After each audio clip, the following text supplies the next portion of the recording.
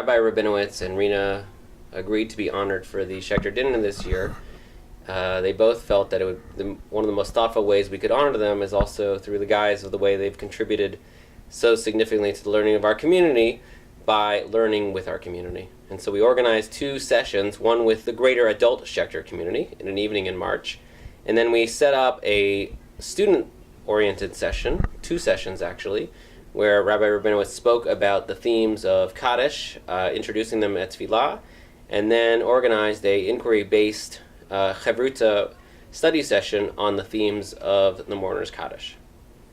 Tonight, Rabbi Rabinowitz spoke about the variations of the Kaddish, how we use them, and the way mourners relate to it over the centuries.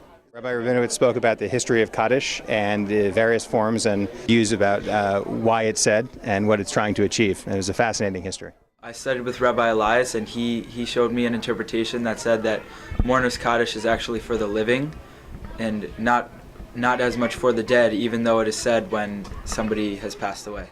It was particularly interesting to me to hear what he had to say about the mourner's Kaddish and why people say the mourner's Kaddish, how long they say the mourner's Kaddish for, 11 months or 12 months, and really what the reason for the mourner's Kaddish is. I am, believe it or not, just completing my 11 months this Friday, so it felt like a very personally meaningful moment to be thinking about and studying in this place. The mourner's Kaddish is not really about how it helps the dead people. That was like one of the rabbi's commentary, how it doesn't really help the dead people get to heaven so much as it helps the people who are reciting the Kaddish and shows the community and God that they still believe in God even though something so bad happened to them. I said Kaddish for my dad a long time ago, not really knowing what it meant or why I was saying it. And as he was talking through it, a lot of the reasons or a lot of the ways or the interpretations the rabbi said why we do the Kaddish really resonated with me, and each of those really were parts probably of why I said it. It's nice to understand a lot more about it now, and it's nice to have this connection to Schechter. With our kids here, they're going to grow up sort of appreciating the world through a Jewish lens in a way that I wasn't able to until I was an adult. So it was really nice to be here and learn with the rabbi. One of the most powerful prayers in our tradition is the Kaddish.